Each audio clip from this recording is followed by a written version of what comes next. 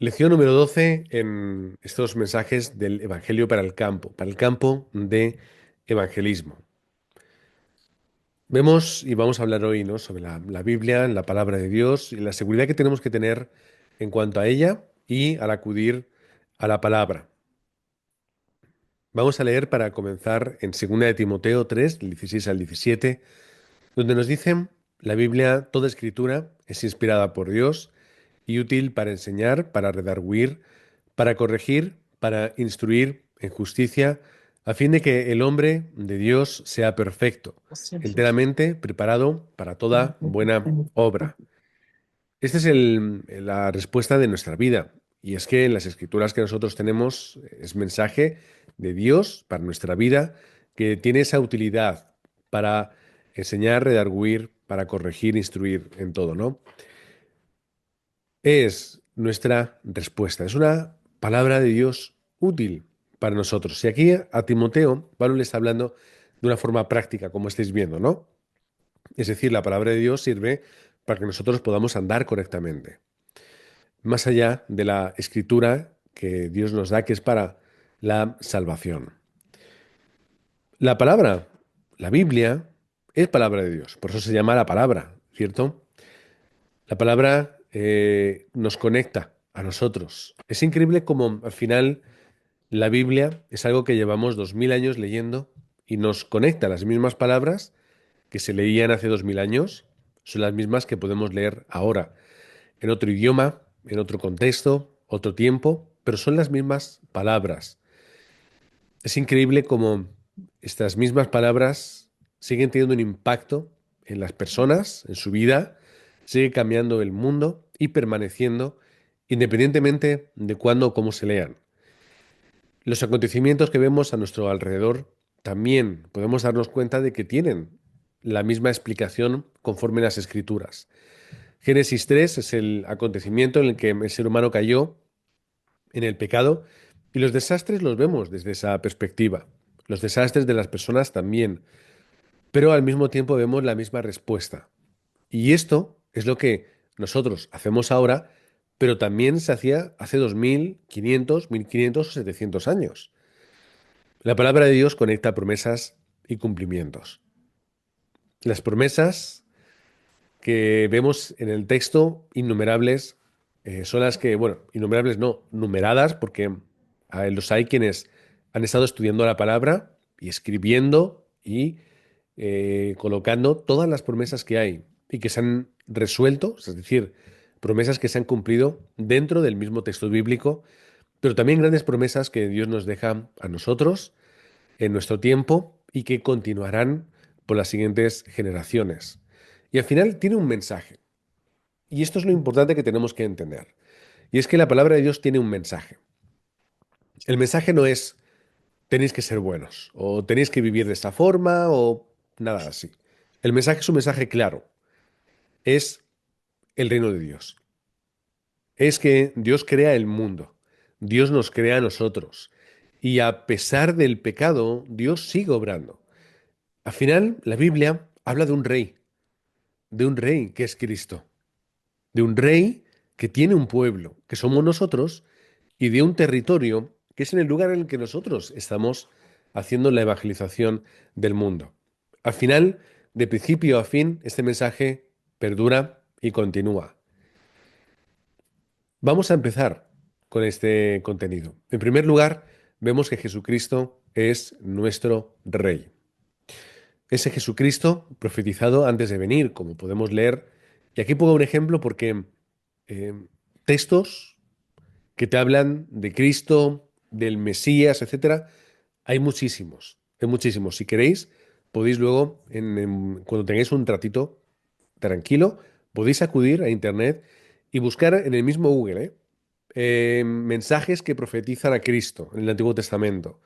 Hay libros que te hablan sobre ello, sobre la imagen, la predicación, la esperanza eh, y a Jesucristo en el Antiguo Testamento. Hay libros que te hablan de ello.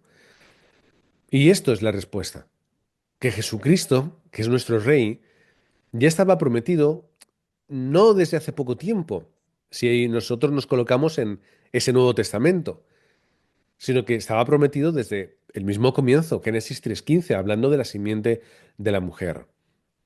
Además, es importante que entendamos que era necesario que viniera de una forma humilde. Como dice el texto, varón, varón de dolores, habla Isaías 53. Nos encontramos que en Salmos nos habla de que se van a echar a suertes sus ropas, de que su sangre va a ser derramada por nosotros. Es decir, hay una cantidad importante de textos que nos están hablando de Jesucristo y nos están hablando del Mesías, que murió o tenía que morir y resucitar por nuestros pecados. Que esto es relevante para nosotros, que el valor del texto bíblico es que nos habla de ese Jesucristo que murió pero que resucitó para morir por nuestros pecados. Es una respuesta absoluta. 1 Corintios 15 del 1 al 3. Y vendrá al fin del mundo como Señor en ese día del juicio para llevarse a aquellos que son suyos.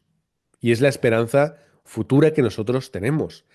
Y es ese con el mismo corazón con el que tenemos que leer, por ejemplo, el libro del Apocalipsis. El libro del Apocalipsis no es un libro para contar historias, para que nosotros ahora veamos tiempos, para que veamos fechas, para que estemos buscando señales en todo lugar y en todo momento.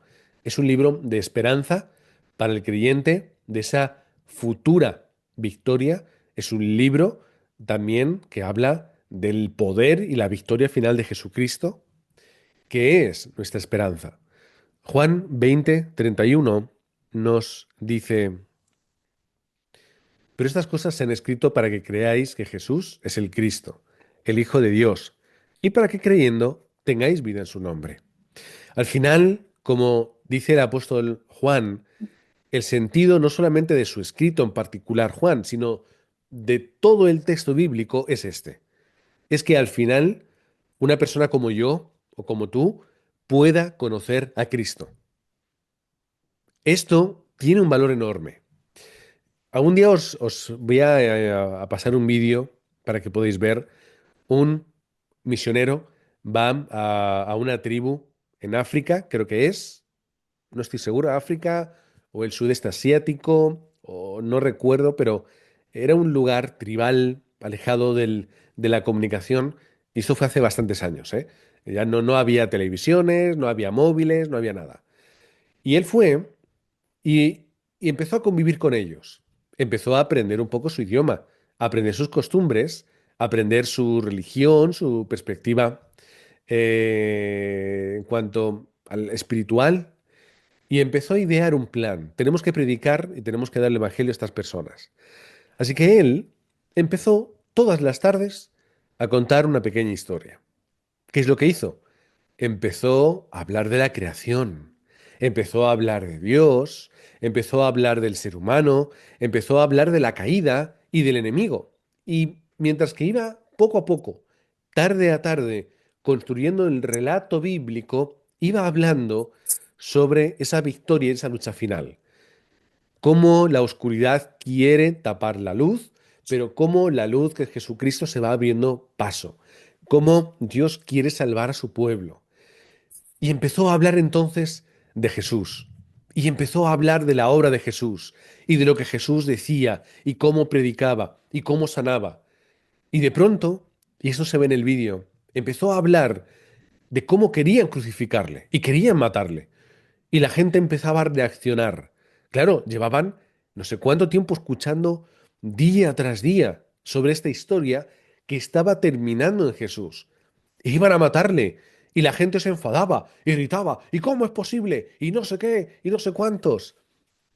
Y finalmente, cuando llega el último día de todo ese periodo de estar predicando y enseñando, habla sobre la resurrección y la victoria final de Jesucristo, que es la nuestra también. ¿Qué es lo que hicieron estas personas? Empezar a gritar, yo creo en Cristo. Y empezaban a gritar y a gritar y a gritar. Y todos a uno, en ese momento, comprendieron toda la historia del Evangelio. Pero ¿qué sucede?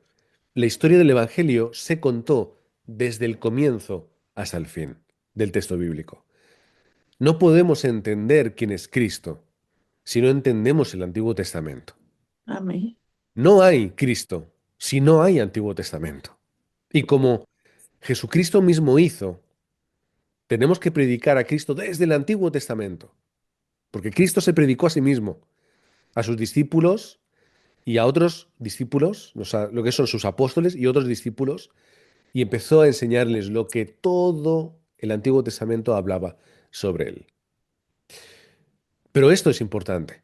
Todo la palabra de Dios tiene este protagonista, que es nuestro Rey. Juan 1 del 1 al 5 nos habla de esa verdad y exalta a Jesucristo. ¿Sabéis por qué Juan tiene que hacer esto? Vamos a leerlo y después respondemos a la pregunta. En el principio ya existía la palabra y la palabra estaba junto a Dios y era Dios. Ya en el principio estaba junto a Dios. Todo fue hecho por medio de ella y nada se hizo sin contar con ella. Cuanto fue hecho, era ya vida en ella. Y esa vida era luz para la humanidad, luz que resplandece en las tinieblas y que las tinieblas no han podido sofocar. ¿De quién está hablando? ¿Quién es la palabra? O como también decimos tradicionalmente, el verbo. En Amén. griego, Cristo. logos, palabra. ¿Quién es la palabra? Es Cristo. ¿Quién es el instrumento? Es Cristo. ¿Quién es la esencia de Dios, la palabra de Dios? Es Cristo. ¿Quién es Dios? Es Cristo. Por eso es importante que entendamos que Cristo, siendo Dios en el mundo, nos creó, pero también vino a salvarnos y nos dio vida y es luz para nosotros. Y la luz de Cristo no se puede apagar de ninguna forma. Como dice, la luz que resplandece en las tinieblas y que las tinieblas no han podido sofocar. ¿Cómo que no han podido? Es decir, ¿lo han intentado? Claro que lo han intentado. Desde el comienzo se ha intentado apagar la luz del Evangelio y la luz de Cristo. Y desde el comienzo Satanás lo ha intentado hacer. Y lo seguirá haciendo para que nosotros no entendamos la palabra de Dios. Y para que nosotros vayamos a la palabra para descubrir las obligaciones, los castigos, el miedo que tenemos que tener, la inseguridad, porque no somos perfectos o somos perfectos, para dividirnos entre nosotros, porque yo tengo una corriente teológica un poco diferente a la tuya, o porque nos diferenciamos en alguna perspectiva bíblica. Sin embargo, no dejamos que nos una lo que nos tiene que unir, que es esto, es Cristo, que es la luz del mundo. Ahora, respondemos a la pregunta, ¿por qué Juan, yo no solamente aquí, sino en todo su evangelio, trata constantemente de demostrar y explicar que Jesucristo es Dios? ¿Por qué? Juan es el libro, posiblemente, de la Biblia, junto con el Apocalipsis, que más tarde se escribió. Una escritura muy tardía. Y al ser uno de los escritos más tardíos, pasó más tiempo en el cual el cristianismo empezó a recorrer ya no solamente los lugares, sino también empezó a enfrentarse con filosofías y con religiones. Mm. ¿Qué sucede? Que en muchos lugares empezaban a pensar, bueno, realmente Jesús no era Dios, ¿no? Era como una sombra. Y empezaron a recorrer perspectivas de este tipo. Por eso Juan muestra tanto esfuerzo en hablar de que Jesús es Dios encarnado. Por ese motivo. Las escrituras, en segundo lugar, son el registro acerca de nosotros, de los creyentes, del pueblo de Dios, de cómo nosotros, y nos vamos a poner todos en la primera persona del plural, nos hemos separado de Dios y nos hemos vuelto a unir. ¿Pero qué es lo importante? Que somos un pueblo escogido y guardado. Deuteronomio 6, del 1 al 3, antes de la famosa Shema, oye Israel, Jehová uno es nuestro Dios. Dice, estos pues son los mandamientos, estatutos y decretos que Jehová vuestro Dios mandó que os enseñase. Ahora Moisés, para que los pongáis por obra en la tierra, a la cual pasáis vosotros para tomarla, para que temas a Jehová tu Dios, guardando todos sus estatutos y sus mandamientos que yo te mando, tú, tu hijo y el hijo de tu hijo todos los días de tu vida, para que tus días sean prolongados. Oye pues, oh Israel, y cuidan de ponerlos por obra, para que te vaya bien en la tierra, que fluye leche y miel, y os multipliquéis como te ha dicho Jehová, el Dios de tus padres. Un pueblo escogido, un pueblo guardado, un pueblo que Dios escogió para transmitir este mensaje, para salvar al mundo, para demostrar quién es Dios, pero también guardado en todas las circunstancias. Por eso Dios en el desierto les tiene que poner tanta ley, tanta norma, porque quería guardarlos en todo tiempo y en todo momento. Tenía que preservar el pueblo para que no pereciese y colocar una ley para que siguiendo esa ley no se dispersasen en otras cosas. Pero muchos de esos aspectos tenían una representación clara, que era la imagen de Cristo.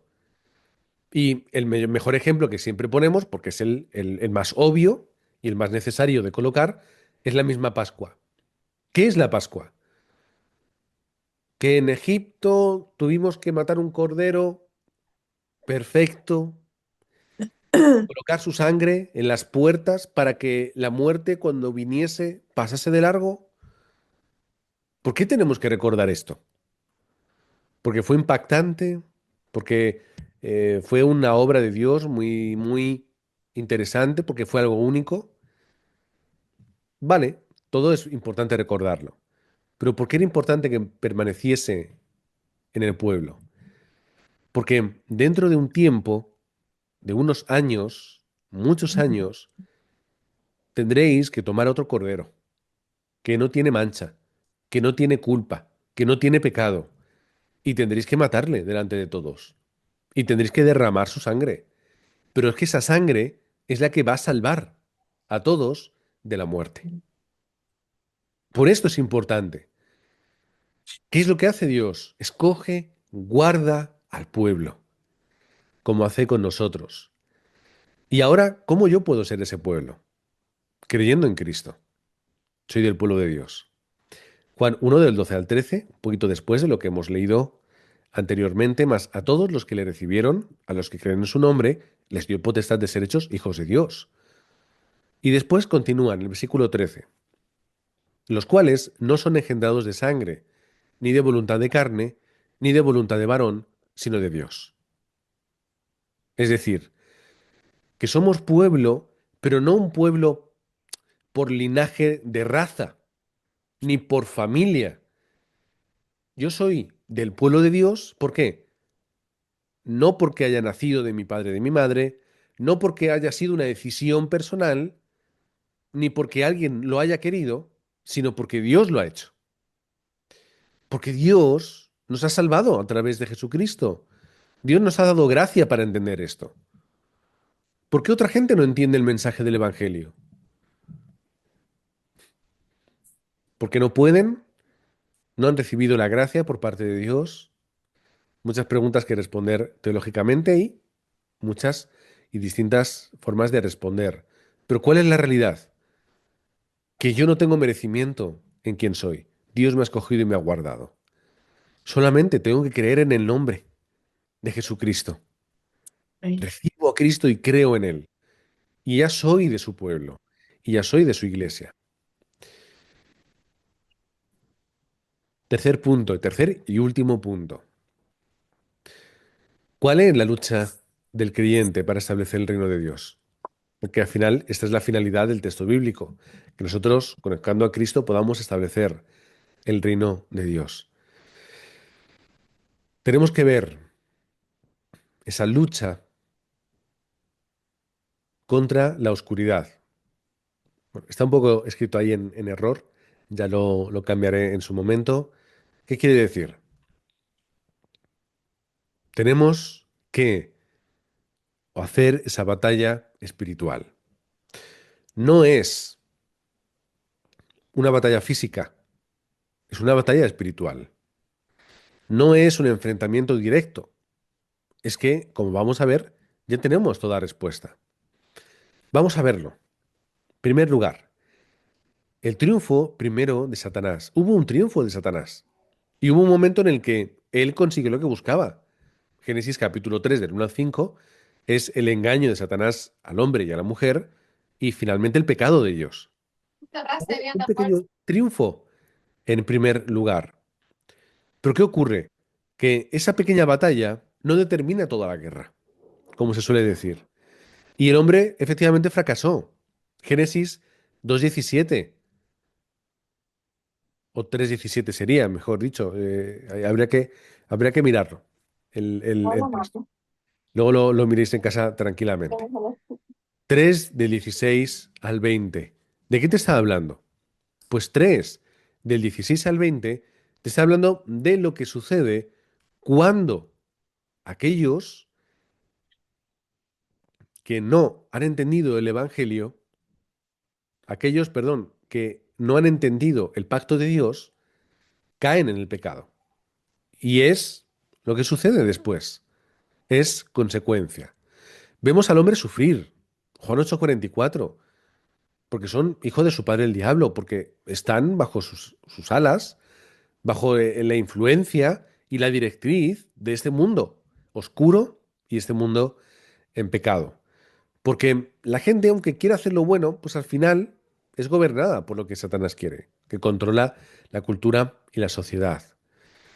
Es finalmente el rescate de Jesús. Juan 14:6 o primera de Juan 3:8, que lo podéis leer tranquilamente en casa, anotadlo bien. Es la obra de Jesucristo por encima de todo lo que ha ocurrido. Es decir, ¿cuál es la lucha del creyente? Es la lucha frente al problema de Satanás y del ser humano. No tengo que luchar contra Satanás. Lo que tengo que hacer es dar la respuesta de Cristo. Y el mensaje bíblico es este. No es que yo vaya contra Satanás, es que yo ya tengo respuesta donde estoy. Es que yo estando en Cristo y viviendo por Cristo, yo ya tengo la victoria. Es que ya tengo lo que necesito. Y la palabra te está hablando de esto. El texto bíblico te lleva a esa respuesta. Es la victoria absoluta de Jesucristo, como hemos dicho acerca, en particular, del Apocalipsis. ¿Cuál es el sentido del Apocalipsis? Es el triunfo de Cristo. Es el triunfo de la cruz de Cristo, que no puede caer ni puede ser dominada por la obra de Satanás. Porque Satanás sabe que está vencido. No hay nada que hacer. Por eso Dios nos da la victoria y nos da la autoridad. Marcos 3:15 nos da autoridad para qué? Sanar enfermos, etcétera. Mateo 10:1 nos da la autoridad para qué? Sanar enfermos y echar fuera demonios. La autoridad para dar respuesta y sanar en lo físico, también en lo espiritual. Lucas 9:1 nos da autoridad, otra vez, enfermos y demonios.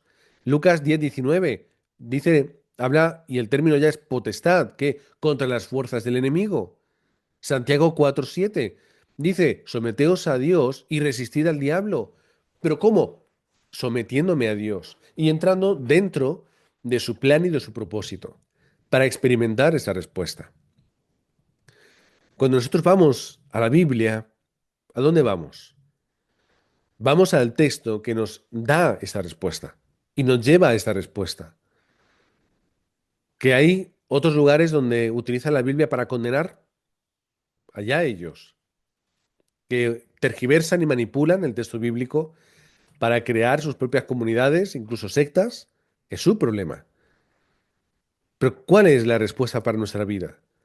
Que es un mensaje de gracia, que es un mensaje donde nosotros, si vamos leyendo de principio a fin, vemos al ser humano perdido, al ser humano pecando, al ser humano metiendo la pata, pero al final Dios rescatando, constante y continuamente en todo el texto bíblico. Desde ya el Génesis capítulo 3, que Dios nos tiene que rescatar de ese pecado y prometer la esperanza futura, hasta el propio Apocalipsis, que es la culminación del día de Jesucristo, pasando por todos los tiempos, pasando por los patriarcas a los que Dios ayuda y Dios levanta, pasando por la época del Éxodo donde Dios les saca de Egipto, cuidándoles en el tiempo del desierto y ayudándoles a luego a llegar a esa tierra que fluye leche y miel y encontrar su lugar. Es en la época de los jueces, donde el pueblo de Dios comenzó a hacer lo malo, comenzó con idolatrías, y Dios tiene que levantar esos jueces, a esos gobernadores, aquellos que llevaban al pueblo al lugar correcto. Nos encontramos con otros textos, pero en particular podemos hablar de los textos históricos. Y el rey no sé qué, y el rey tal, y el reino, y no sé qué. Siempre, ¿qué ocurría? Dios tenía que salvar al pueblo. Dios tenía que llevar y reconducir. ¿Y utilizaba a quién? A los profetas. Ya esta palabra da este mensaje, lleva al pueblo a hacer una cosa o a hacer otra. ¿Para qué? Para que no perezcan. Y así vamos relatando todo el Antiguo Testamento al llegar a la figura de Cristo, que viene para salvar al ser humano. Como dice el apóstol Pablo, es que fue un sacrificio una vez por todos los pecados y por todas las personas que acepten a Cristo. Por eso nosotros tenemos que entender bien lo que leemos y cuándo leemos. Que el texto bíblico te habla de un rey, de un pueblo y de un lugar donde tiene que establecerse ese reino. Y la bendición, ¿sabes cuál es? Que ya lo tenemos todo preparado. Que ya lo tenemos todo preparado. Solamente tenemos que levantarnos como esos obreros que van al campo y van a encontrar discípulos. ¿Dónde está mi discípulo?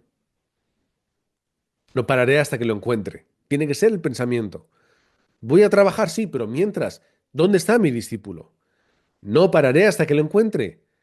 Y cuando estemos con nuestra familia igual, y veamos a nuestros hijos, o veamos a nuestros sobrinos, o nietos, o quien sea, ay, tengo que levantarles como discípulos. Y cuando vaya a la iglesia el domingo, ¿qué haré? Estoy con mis hermanos, juntos, con acción de gracias, para dar culto a Dios, para luego ir otra vez al mundo a levantar discípulos. ¿Eso cómo se llama? Establecer el reino de Dios en la tierra, predicando el nombre de Jesucristo, levantando discípulos, enseñándoles que guarden, bautizándoles. He aquí, como dice Mateo 18, 28, el versículo 20, yo estaré con vosotros, yo estoy con vosotros todos los días, hasta el fin. Por eso es importante leer y estudiar la Biblia, para encontrar ese mensaje que une todo, este hilo conductor, desde Génesis hasta Apocalipsis, con este mensaje en global, que es el mensaje de Jesucristo.